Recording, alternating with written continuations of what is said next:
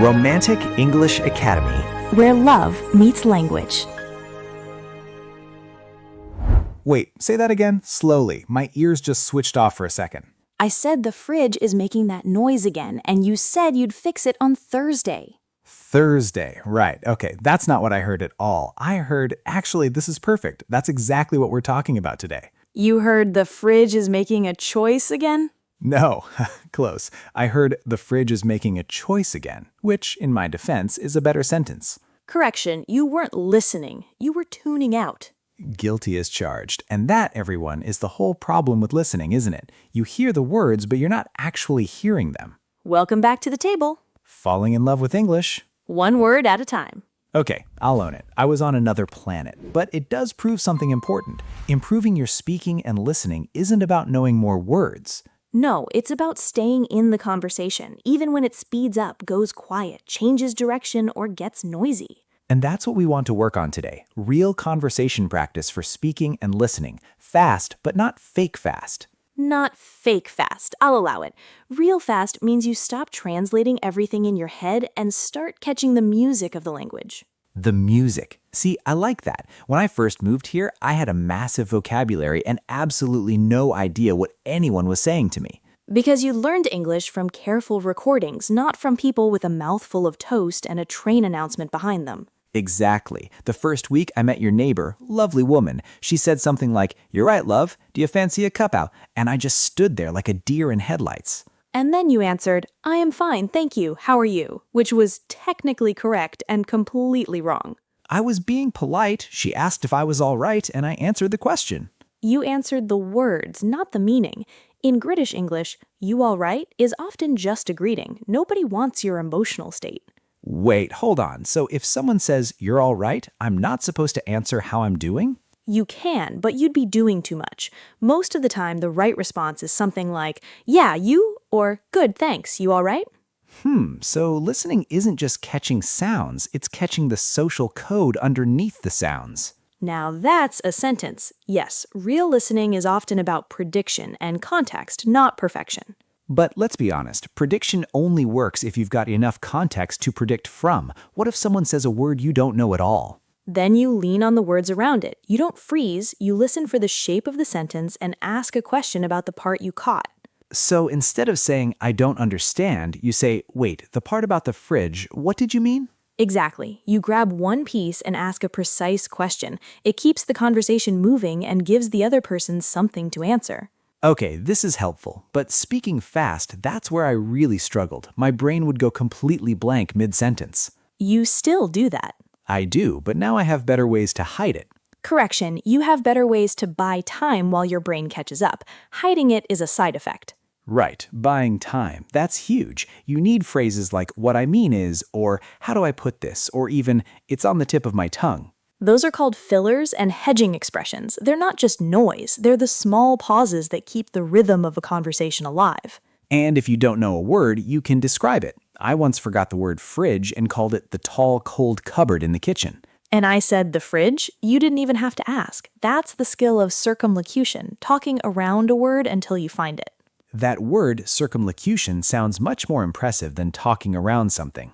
It does, but the skill itself is very ordinary. When your mind goes blank, you keep speaking and describe the shape of what you mean. Okay, but there's a darker side to this. Sometimes I get so busy planning my next sentence that I stop listening entirely. That's the classic trap. You're waiting for your turn instead of being in the turn that's already happening. I do that, especially when I'm nervous. I start rehearsing and then I miss the actual question. So the first rule of listening fast is to drop the rehearsal. You're not performing, you're just responding. Easier said than done, but I've found that if I repeat one or two of the speaker's words, it pulls me back into the moment. That's a good technique. It's called mirroring, and it works because you have to actually hear something to repeat it. Can we try something? I mean, for the listener. Go on then. I'm going to say a sentence at full native speed, and I want you to catch the main stress. Not every word, just the words that carry the meaning. Lovely. That's exactly how the ear learns. Go. Honestly, I wasn't expecting the train to be that packed on a Tuesday morning. Did you catch it? The stressed words were probably wasn't expecting, train, packed, and Tuesday morning. If you got two of those, you got the point. See, that's the thing. People think they need to hear every single word, but your brain only needs the peaks. We speak in waves, not in a straight line. Native listeners ride the wave. They don't try to count every drop of water. And connected speech makes it worse. When I first heard "Do you fancy a cuppa," I thought it was one long, strange word. It practically is. You'll hear dunno, gonna, wanna, coulda, shoulda, musta in fast speech. They're not lazy, they're just compressed. But here's the thing. If you only learn the full forms, your ear won't recognize the compressed ones. Exactly. That's why listening practice should include messy, fast, half-swallowed speech, not just clean classroom audio. My brother visited us in London, and he's American. Someone asked him for a rubber, and he thought they wanted a condom. In Britain, a rubber is an eraser. I remember his face. He said, "I'm sorry, in a stationery shop?" That's a perfect example. Same word, different meaning, different country. And you only learn it by hearing it in real life. Which brings us to the accent swap. American and British English share a language, but not always a vocabulary. Flat, apartment, lift, elevator, rubbish, trash, biscuit, cookie, chips, fries, crisps, chips. It's a minefield. But a useful minefield. Learning the other variety doubles your listening range. And you're speaking confidence. If you know both, you won't freeze when someone says queue and you were expecting line. A queue is a line of people. You queue for a bus. In America, you stand in line. Neither is wrong, but you need both in your ear. Okay, for the listener, I'll say a British word and you think of the American one before Amelia answers. Good. Here's the first one. Post. Got it? Post is mail. Postbox, mailbox. That one's not too hard. Let's try another. Garden.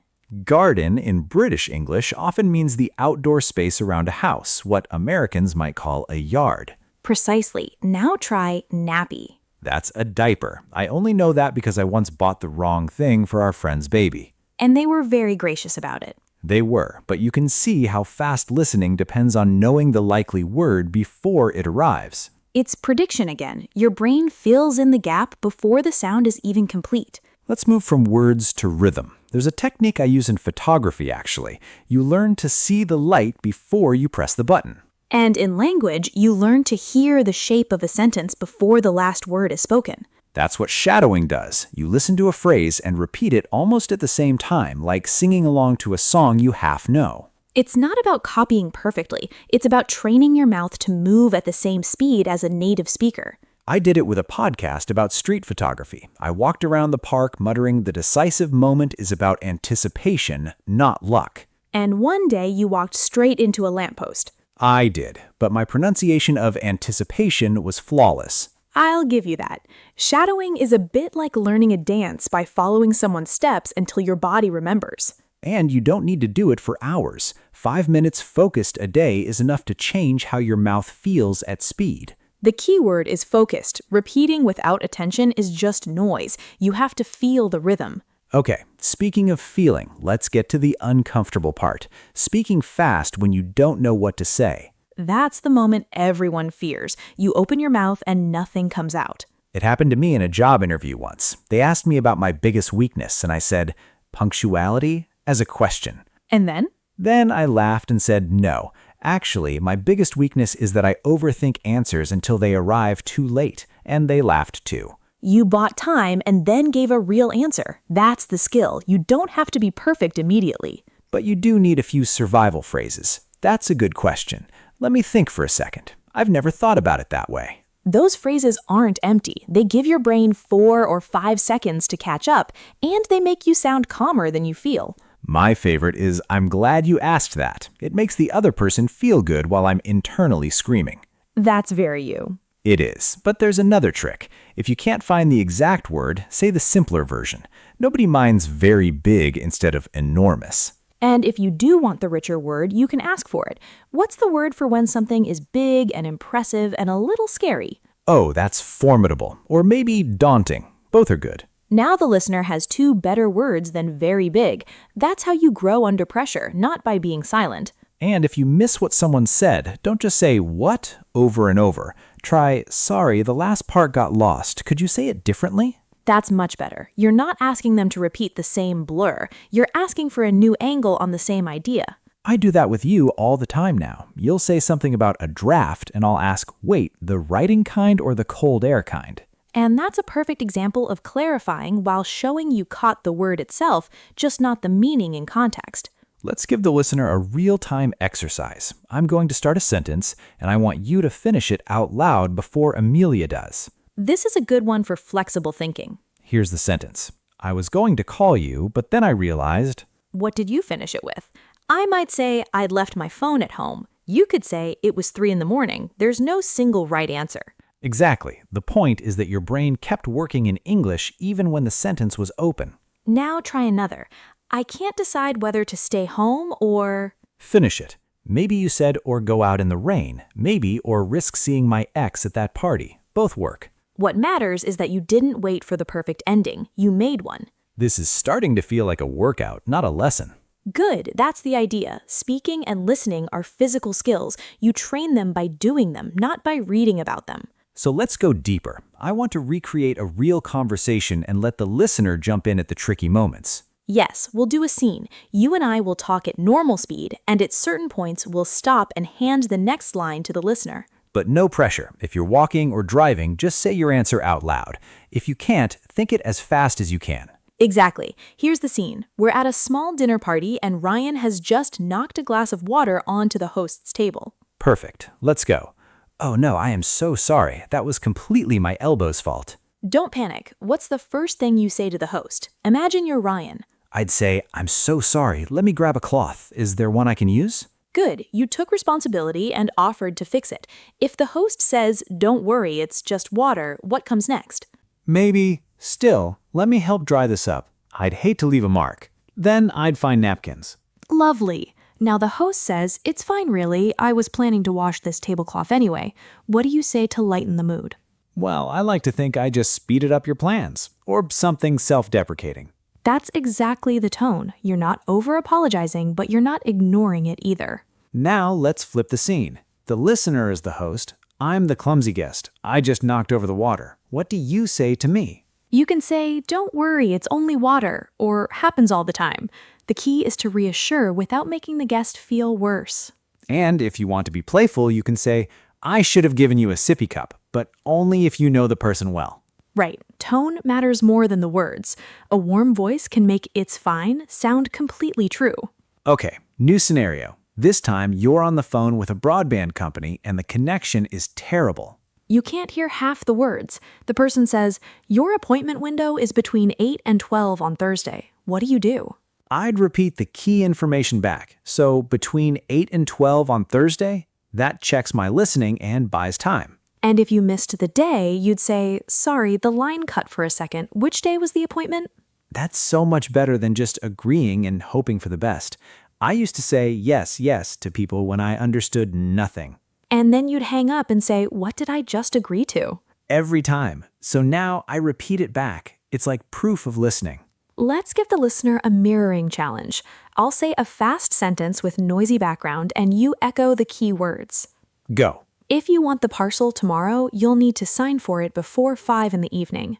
Did you catch parcel, sign, and before 5? Those are the core. The rest is filler around them. And if you only caught parcel and 5, you still know enough to ask a precise question.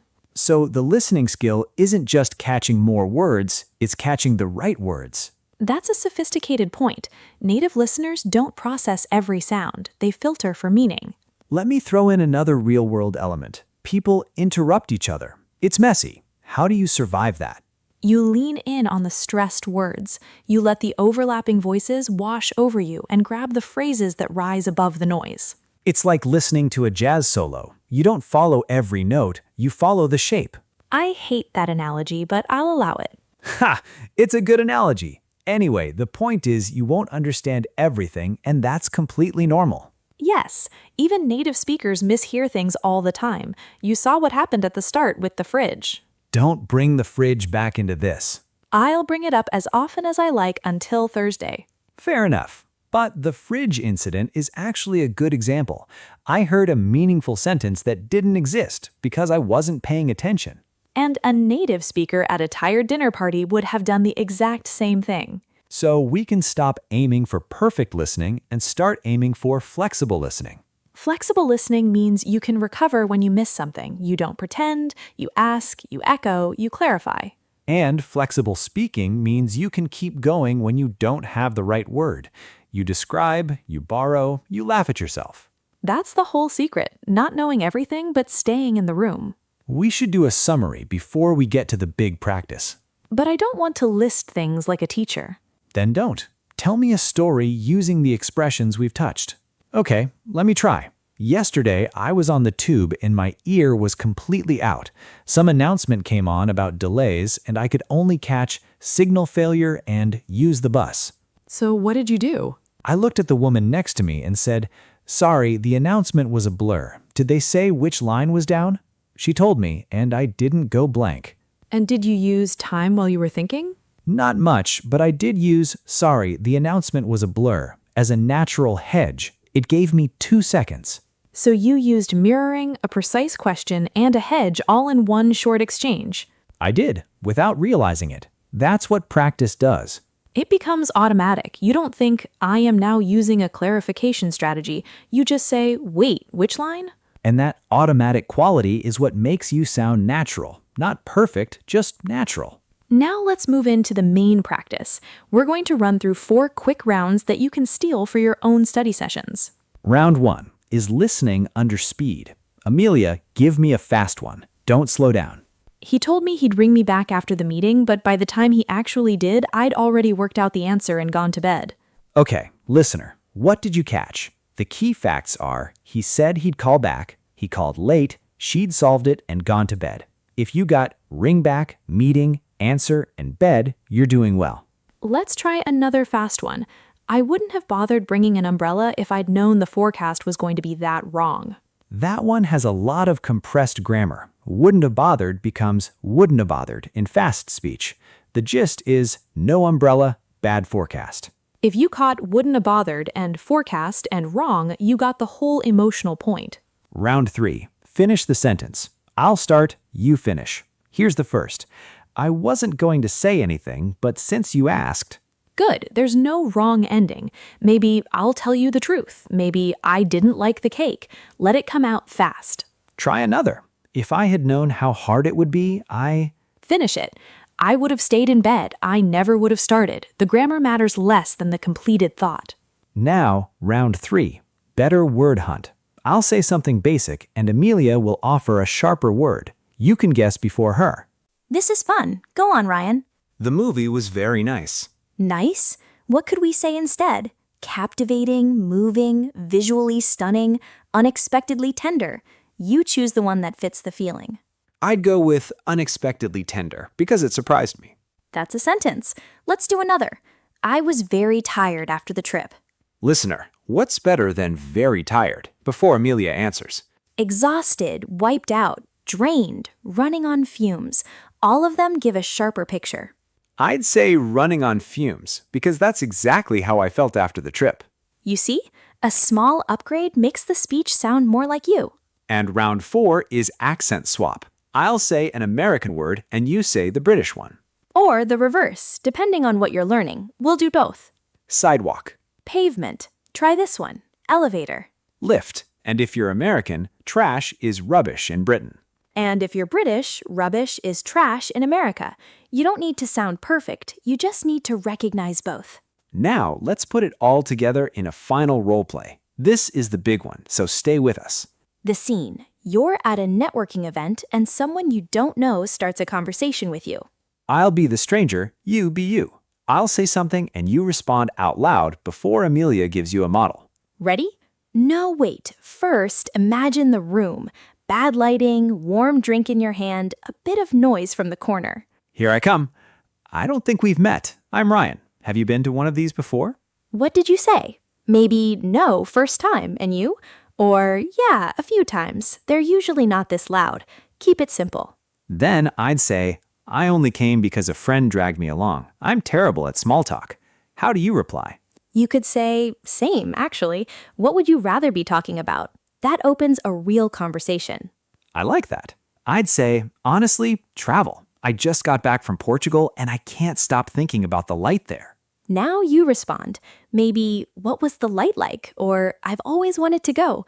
Ask one follow-up question to keep him talking. Follow-up questions are the hidden skill of great listening. They prove you heard and you want more. So if I say, the light was soft, especially near the sea, your next line could be, were you near the coast the whole time? That would keep me talking for another 10 minutes, and now the listener is in control of the conversation. That's the whole point. You don't need perfect grammar to be a good conversationalist. You need attention and a little courage. And notice how many times we've used short turns. Real conversation is built from short, responsive moves, not long speeches. Short turns also give you time. You can breathe, listen, and plan your next move while the other person speaks. Which brings us to the golden rule. Listen for the meaning, not the missing word. And speak from where you are, not where you think you should be. That's worth repeating. Speak from where you are. It is. Now, before we stop, let's do one last shadow line. I'll say it once naturally, then once a little slower for you. Find the rhythm, then join in. The more I listened without fear, the more the words began to find me. Again, slower. The more I listened without fear, the more the words began to find me. Now you say it with us. Let the sounds carry you, not the spelling. That's the feeling we want you to keep. Not struggle, but flow. Okay, I think we've done a real workout today. We have, and I'm proud of you for not running away from the lamppost story. Hey, that was character building, and I didn't even mention the time I tried to shadow you and ended up speaking in your accent for an hour. You did. It was both impressive and deeply confusing. Ha! See, that's the thing. Real practice is messy. It's not about getting it right every time. It's about staying in the conversation long enough to forget you're practicing. Exactly. And when you forget you're practicing, you start actually communicating. That's the moment the language becomes yours. And I promise Thursday I will fix the fridge. I'll even do the embarrassing repairman voice. The what? You know, when you call a repair person and your voice goes all deep and practical. Yes, the compressor seems to be making a noise. Please don't. Too late. It's happening. You'll hear me and you'll be proud. I'll be recording it. That's fair. Anyway, if today's practice helped, tell us in the comments what phrase you used this week. And if you have a listening win or a speaking disaster, share it. We read everything. Actually, there's one more drill I want to try before we finish. It's called the 2-minute story. You talk for 2 minutes about your day, and if you get stuck, you say the first word that comes to mind. I did this in front of the mirror for a month. And you still talk to the mirror. I do. The mirror is an excellent listener, but the point is to build the muscle of continuing when you don't know what's next. That's a real skill. You can also record yourself. You'll hear your own patterns, your pauses, the words you lean on too much. And then you can improve them one at a time. The listener can try that today. Just 2 minutes. No script, no planning. Speak about something ordinary, your morning, your street, your favorite meal. The ordinary is where fluency hides.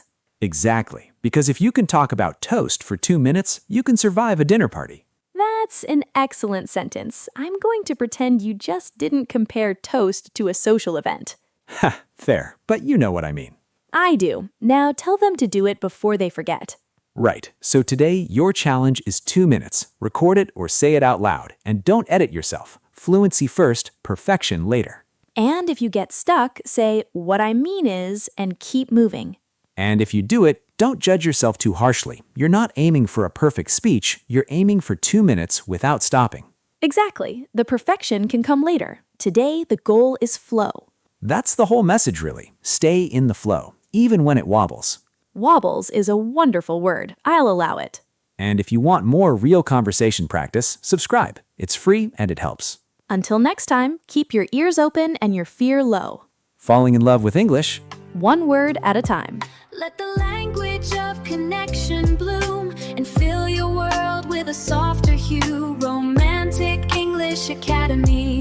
Your elegant journey starts with you. Find your voice in every phrase. Unlock a world of brighter days. Romantic English Academy. Start your new story today.